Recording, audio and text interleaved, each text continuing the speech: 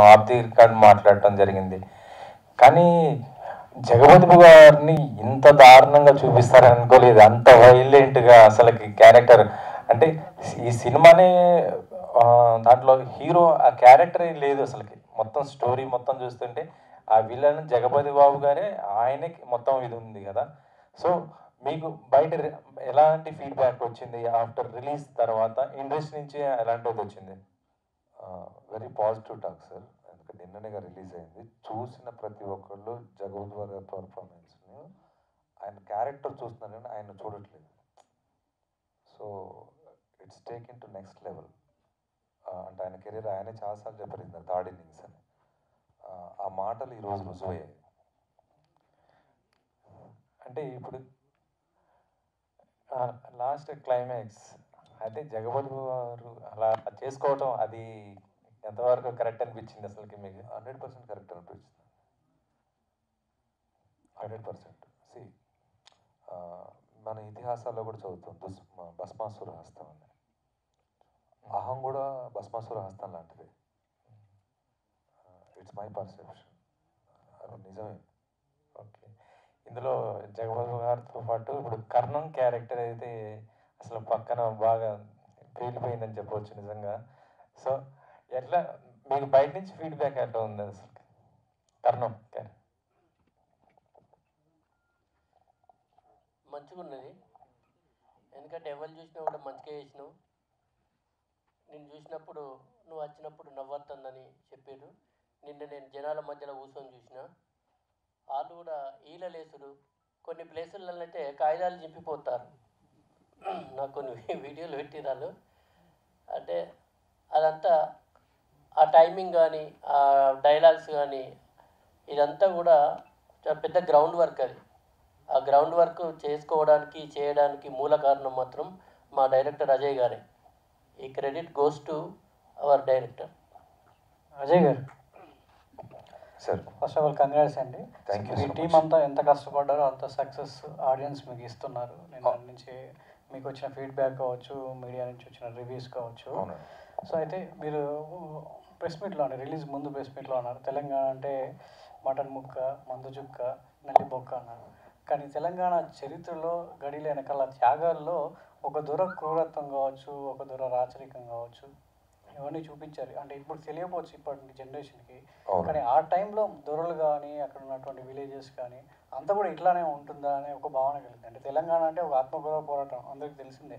కానీ ఆత్మగౌరవ పోరాటంలో మహిళలు ఇంత హింసించబడ్డారా దొరల గడిల కింద అనేది ఇప్పుడున్న జనరేషన్కి అర్థం అవుతుంది. అంటే నిజంగానే అట్లా ఉందా? ఇప్పుడు ఏం అర్థం చేసుకుంటారు ఈ సినిమా చూసిన తర్వాత ఆడియన్స్? 100% ఇవన్నీ వాస్తవాలు. మీరు కూడా జర్నలిజంలో ఉన్నారు కాబట్టి యూనో వెరీ వెల్. నాకంటే మీకు ఎక్కువ తెలుసు. బతుకమ్మలకు బట్టలు ఇప్పించి స్త్రీలతో ఆడించిన సన్నివేశాలు విన్నాము, చూసాము. మెయిన్ పేర్ఫోల్ స్టోరీస్ ఉన్నాయి దాంట్లో. చిన్నది ఇది నేను తీసింది, చాలా ఉంది. అంటే జగపతి బాబు గారిని థర్డ్ ఇన్నింగ్స్ మొదలు పెట్టానని ఆయన ఎంత కాన్ఫిడెంట్గా చెప్పారో సినిమా చూస్తే అర్థమవుతుంది. అంత రేంజ్లో భీమరావు ద్వారా క్యారెక్టర్ని డిజైన్ చేయడం జరిగింది. సో ఆ క్యారెక్టర్ని డిజైన్ చేసేటప్పుడు మీరు ఎలాంటి జాగ్రత్త తీసుకున్నారో, అవుట్పుట్ బయటకు వచ్చిన తర్వాత ఆడియన్స్ నుంచి ఎలాంటి రియాక్షన్స్ వస్తాయని ఎక్స్పెక్ట్ చేశారు? థియేటర్లో నిన్న మీరు చూసినప్పుడు ఎలాంటి రియాక్షన్స్ వచ్చాయి? ఎస్ అండి. బేసికల్ నాకు ఒక రెండు బ్రెయిన్లు ఉంటాయి. ఫస్ట్ నేను కథ రాసేటప్పుడు ఆడియన్ ఏమనుకుంటాడని ఆలోచించాను. అసలు కథలో ఒక ఆత్మ అది ఎంత పరిపూర్ణంగా ఉంటుంది, ఎంత అందంగా పొదుగుతుంది అనే ఒక గ్రాఫ్లోనే వర్క్ చేస్తాం. ఆ తర్వాత విజువల్ అయిపోయిన తర్వాత అది మనం జనాలకు వదిలిపెడతాం. సో మీరు ఒకటి ఏదన్నా భావిస్తే ఆ భావం మీకు సబబే అనిపిస్తే 90% మీరు నమ్మితే మిమ్మల్ని మీరు 100% జనం మిమ్మల్ని నమ్ముతారు. సో ఏ కథ అయినా ఏ క్యారెక్టర్ అయినా పర్ఫెక్షన్తో చేస్తే 100% వర్కౌట్ అవుతుందని నమ్మం. ఈరోజు అదే అయింది మాకు. మీకు సరైన అంటే బడ్జెట్ పరిమితుల వల్ల అక్కడక్కడ కొన్ని లోపాలు కనబడ్డాయి. నా ఆకలి చాలా పెద్ద సార్. మీ ఆకలి ఇంకా తీరలేదు అనుకుంటా బడ్జెట్ విషయంలో. తీరదు సార్. ఎస్, నా ఆకలి చాలా పెద్దది. బట్ ఒక క్యాన్వాస్ ఉంది. యునో అబౌట్ ఫ్యాక్ట్ మాట్లాడుతున్నాం. ఒక పక్క జగపతి బాబు గారు, మమతా మోహన్ దాస్, విమలా రామన్, ఆ మల్లేష్ క్యారెక్టర్లు తను, బుజ్జమ్మ క్యారెక్టర్లు గానవి, అండ్ స్పెషల్ సాంగ్లు ఫోక్ సాంగ్లు దివి, తన నవీనారెడ్డి గారు, అన్న, పాలకాయ ప్రభావం, ఇలా చాలామంది ఉన్నారు. బట్ మన ఇండస్ట్రీ మొత్తం based on hero image. So నేను తీసుకున్న కంటెంట్ వాటి కాంట్రాస్ట్. నా ఉద్దేశం ఏంటంటే బడ్జెట్కి లిమిటేషన్ ఏమి ఉండదు, బట్ పెట్టే అతనికి ఒక లిమిటేషన్ ఉంటుంది. ఎందుకంటే అతను ఉండాలిగా మళ్ళీ తర్వాత. అంటే ఒక చిన్న వెల్తీ కనబడింది. అంటే రుద్రంగి అనేది పవర్ఫుల్ క్యారెక్టర్. ఆ ఊరు చుట్టూ జరిగేటువంటి కథను వెళ్ళుకోవడం జరిగింది. కానీ ఊరు ఎందుకు వెల్తీగా కనబడింది? దానికి ఎందుకు జాగ్రత్తలు తీసుకోలేకపోయారు? అంటే కొంతమంది ఒక 10-20 మంది ఒక పాటలో 100 మంది కనిపించినప్పుడు ఒక ఊర్లో ఒక 20-30 మంది కనిపింటారు. ఆ టైటిల్ దగ్గర జస్టిఫికేషన్ దగ్గర ఊర్లో జనాలను ఎందుకు ఎక్కువ పెట్టలేకపోయారు? అది ఒక వెల్తీ ఆడియన్స్ నుంచి కనబడింది. ఎస్, ఆడదాకా వచ్చేసరికి డబ్బులు అయిపోయింది. నిజం, డబ్బులు అయిపోయింది. నేను ఆఖరి తినేసా ఎక్కువ. మీరు చూసుంటారు గడి ఆ సెటప్ వాటిలో ఉన్నంతప్పుడు చాలా రిచ్గా గ్రాండియర్గా, కొంతమంది ఒక పెద్ద గొప్ప సినిమాతో పోల్చారు, బట్ అది కరెక్ట్ కాదు. బట్ థ్యాంక్ యూ దానికి. సో నేనేమంటానంటే ఎండ్ ఆఫ్ దానికి వచ్చాక అయిపోయింది నిజంగా డ్రై. ఆ సినిమాలో మన కథలో కంటెంట్ ఎలా డ్రై అవుతుందో ఎండింగ్ పాయింట్ ఒకటి ఉంటుంది, సేమ్ పొజిషన్ వచ్చింది. సో నేను నమ్మేది ఏంటంటే ఇంటెన్స్గా పర్ఫామ్ చేయగలిగితే, ప్రాపర్గా ఎగ్జిక్యూట్ చేస్తే బ్యాక్ డ్రాప్ను మర్చిపోతారు. So that's what I did. Ajay congratulation. Thanks అన్న. ప్లస్ మీ సక్సెస్ మీట్కి మీ రుద్రంగి దొర, మీ డబ్బులు పెట్టిన దొర ఇద్దరు ఎందుకు రాలే? వాళ్ళిద్దరు దొరలు కదా, అహంకారం. యాక్చువల్గా బాబు గారు షూట్లో ఉన్నారు ఈరోజు, అన్ఎక్స్పెక్టెడ్. సో మళ్ళీ మనం ఇంకొక సక్సెస్ మీట్ పెడతాం అజయ్, లెట్స్ క్యారీ ఆన్. ఎందుకంటే మనం పబ్లిక్లోకి వెళ్తున్నాము, బాగా సౌండ్ వచ్చినప్పుడు ఫస్ట్ వీ హ్యావ్ టు ఆ కాన్ఫిడెన్స్ని, ఆ కృతజ్ఞతని మనం ఇవ్వాలి కాబట్టి ప్రెస్ మీట్ పెట్టమని చెప్పారు ఆయన. యాక్చువల్లీ త్రివిక్రమ్ గారి సినిమాలు, మహేష్ బాబు సినిమాలు బిజీగా ఉన్నారు ఇప్పుడు, షూట్లో రాలేని పరిస్థితి. ప్రొడ్యూసర్ గారు తెలుసు కదా సార్, వాళ్ళు సందు తిరగాలి పొలిటీషియన్స్. ఆశీష్ గారు సో మల్లేశం క్యారెక్టర్లో చాలా బాగా పర్ఫామ్ చేశారు. Thank you. సో కొన్ని సన్నివేశాల్లో సో మీకు అంటే టగ్ ఆఫ్ వార్ అన్నట్టుగా జగపతి బాబు గారు మీరు మంచి సన్నివేశాలు బాగా పడ్డాయి.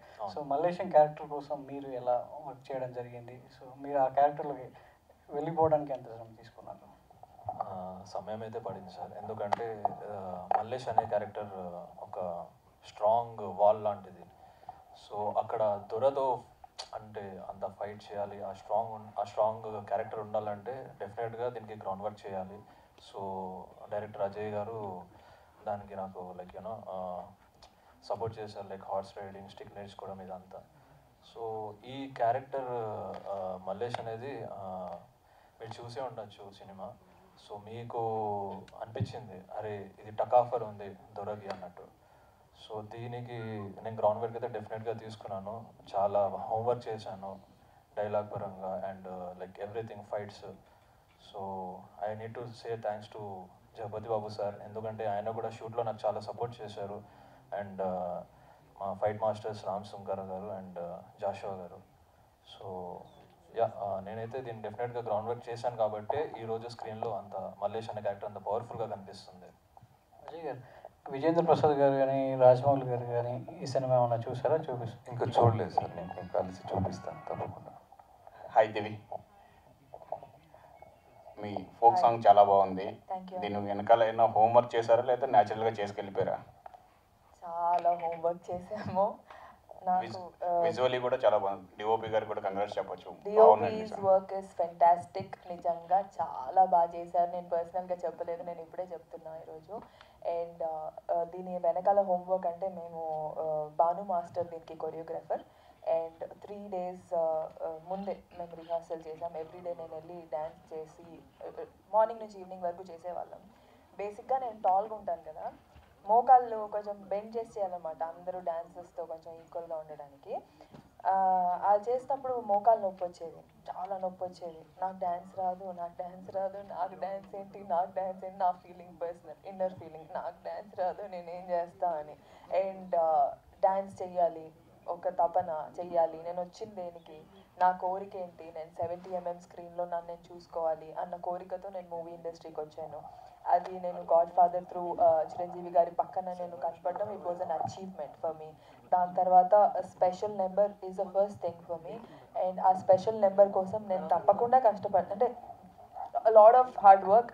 అది ఇంకా బాగా చేసి ఉండొచ్చు అని, ఇంకా బాగా చేసి ఉండొచ్చు కదా, ఇంకా బాగా చేసి ఉండొచ్చు కదా అని ఒక థాట్. సాంగ్ షూట్ అయిపోయిన తర్వాత అజయ్ గారికి నాకు అదే డిస్కషన్ అనమాట. నాకు డ్యాన్స్ రాదండి, నీకు రాదా? దివి అని అంటే నాకు నేను ప్రొడ్యూసర్ గారే చెప్పారు ఇట్లా దివి అను చాలా మంచి యాక్టర్ బాగుంటుంది ఆ సాంగ్కి అని అంటే, సరే నేను కొంచెం టీవీలు ఇవన్నీ తక్కువ, ఇంకా సినిమాలు బుక్స్ తర్వాత కట్ చేస్తే బిగ్ బాస్లో తను చాలా ఫేమస్ అని తెలిసింది. సరే నాకు డ్యాన్స్ వస్తే చాలా అనుకున్నది, ఎవరైనా పర్లేదు డ్యాన్స్ వస్తే చాలా అనుకున్నా.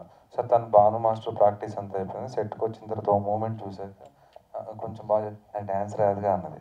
అయ్యో బాబోయ్ నా షాక్ నేను, ఇది ఇప్పుడు ఏంటి కర్మ, ఈ ప్రొడ్యూసర్లకు ఏం సంబంధం లేదు, వీళ్ళు ఎందుకు సెలెక్ట్ చేస్తారు, నాకు భయం వేస్తుంది. ఇంకా ఎలా ఎక్స్ప్రెషన్ అమ్మాయిని చూస్తే ముద్దుగా చాలా బాగుంది, కొంచెం ఈ ఎక్స్ప్రెషన్ ఈ అమ్మాయి అని నాకు సాంగ్ అవుట్పుట్ వచ్చే వరకు టెన్షన్ చాలా. అంటే బ్రహ్మానందం గారు చెప్పింది నాకు డ్యాన్స్ రాదండి అనేది. డ్యాన్స్ పాట సెలెక్ట్ చేసి డ్యాన్స్ రాదంటే మా పరిస్థితి ఏంటి. But finally she did done. అంటే డ్యాన్స్ అంటే కంటిన్యూస్గా ఎగరటమే కాదు కదా, ఆహుభావాలు కూడా పలికించడం, ఆహార్యాన్ని ప్రాపర్గా ప్రదర్శించడం కదా. She did a great job. So Ajay garu బేసిక్గా డాన్స్ రాదు అనే టాపిక్లో, but I got to work with Shekhar master, Bhanu master and all the good masters. And అంటే అది నేను చాలా గ్రేట్ఫుల్గా, అంటే దాన్ని gratitude, I feel that and I'm so I mean అలా రావడానికి, ఆ ఆపర్చునిటీ రావడానికి నేను మీరు అన్నారు కదా హోంవర్క్ అని, హోంవర్క్ చేసేటప్పుడు బాగానే ఉంటుంది, సరదాగా చేసేస్తాము రిహార్సల్లో, లోపల ఇండోర్ మనకేం అర్థం కాదు. When you go to the stage కదా, 100 మంది డాన్సర్స్, ఎవరేమనుకుంటున్నారో తెలీదు, ఒక్కొక్కడు ఒక్కొక్కలా నవ్వుతూ ఉంటాడు. మనం చూసి నవ్వుతున్నాడేమో అని ఒక ఫీలింగ్, నాకు రాదు కదా అందుకే నవ్వుతున్నాడేమో అని ఒక ఫీలింగ్. దానిపై నుంచి you have to do, no matter what, if somebody things bad wrong, you can't do, you can do. అంటే ఎవరైనా even in performances, dance, whatever, పక్కన చాలా మంది నవ్వుతూ ఉంటారు, you don't know that impacts you a lot. And ఆ పైన నుంచి when you perform, you give your 100%, that's it. I feel. So Ajay garu, so అంటే జగపతి బాబు గారికి ఒక మ్యానరిజం పెట్టడం జరిగింది. అవునండి. సో ఆ మ్యానరిజంకి ఆడియన్స్ నుంచి ఎలాంటి ఫీడ్బ్యాక్ వచ్చింది మీకు? చాలా హ్యూజ్ అండి, చాలా హ్యూజ్ రెస్పాన్స్. సో ఇంకొకటి ఏంటంటే సినిమా ఫస్ట్ హాఫ్లో మేము కొంచెం అడల్ట్ డైలాగ్స్ ఎక్కువ చూస్తాం, బట్ అవన్నీ సైలెంట్లో వెళ్ళిపోతూ ఉంటాయి. సో అక్కడ మేము ఒక ఆడియన్స్గా మాకు ఎమోషన్ ఏదో కొంచెం డిస్కనెక్ట్ చేసినట్టు అయింది. సో మీకు డైరెక్టర్గా ఎలా అనిపించింది అది? అదండి, మన పరిమితులు ఉంటాయి కదా, మనది ఎంత పెద్ద బలమైనా కూడా కొన్ని సందర్భాల్లో మన బలాన్ని ప్రదర్శించకూడదు. సో సెన్సార్స్కి ఒక పరిమితి ఉంటుంది. సో కట్ చేశారు. ఇక్కడ ఎక్కడ కూడా వాంటెడ్లీ డైలాగు లేకపోతే అడల్ట్ థింగ్స్ పెట్టలేదండి. Every human have that emotion. మీరు ఈరోజు ఓటీటీలో సినిమాలు చూస్తే చచ్చిపోవాలనిపిస్తుంది. అంటే అంత దరిద్రమైన contents, I'm not criticising, but అంత నీచమైన పదాలు అవసరం లేదు, చాలా దిగజారి. నవీన గారు, సో మీ క్యారెక్టర్ చూస్తే దీనిలో పిచ్చిదానిలాగా అట్లా చూపించారు, బట్ ఎండ్కి వచ్చేసేపాటికి తిరుగుబాటుతనంగా అలా చూపించినప్పుడు క్యారెక్టర్ చెప్పినప్పుడు ఓకేనా, మీకు భయమే లేదా, ఛాలెంజ్గా అనిపించలేదా? ఇప్పటి వరకు ఇలాంటి క్యారెక్టర్ మీరు చేయలేదు కాబట్టి. చెప్పినప్పుడు ఛాలెంజింగ్గానే అనిపించింది, ఇలా అసలు నేను చేస్తానా లేదా అని. ఓకే పిచ్చిదానిగా అంటే మనకు వచ్చింది చేస్తే పిచ్చిగానే కనిపిస్తుంది, ఓకే, కానీ ఫైనల్లా కొంచెం రౌద్రంగా అలా కనిపించాలి. నేను సరిగ్గా చేశానో లేదో నాకు తెలీదు, కానీ మా డైరెక్టర్ గారు అయితే తనకి ఎంతవరకు కావాలో అంతవరకు అయితే చెప్పి చేయించుకున్నారు.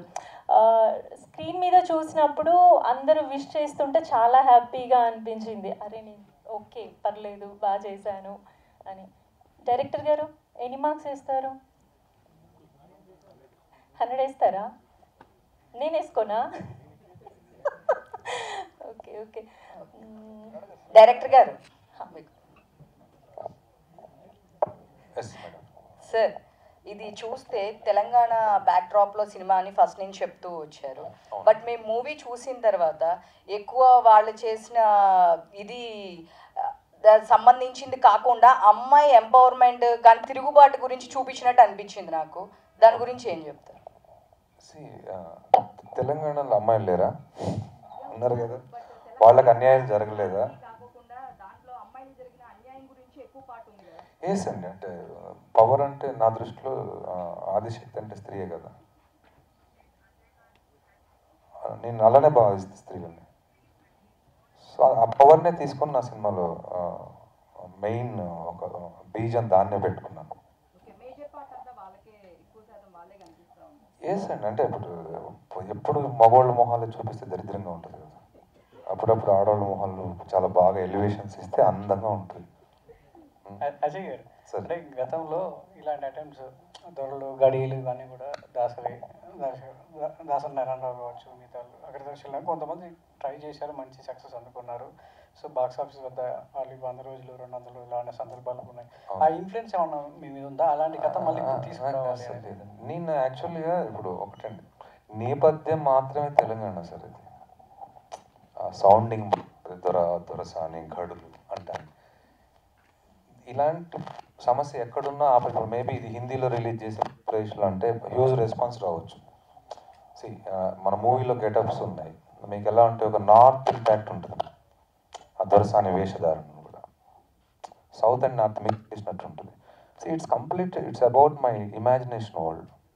సో పర్టికులర్గా నేను చాలా గొప్ప సినిమాలు, అద్భుతమైన విజయాలు సాధించిన సినిమాలు అవి. బట్ ఆ ప్రభావం నా మీద ఉండదు. ఎందుకంటే నా ప్రభావం నా మీదనే ఉండదు. ఉన్నామండి. అది ఈ మన దగ్గర సాధించే విజయాన్ని బట్టి అటు అడిగేస్తాం.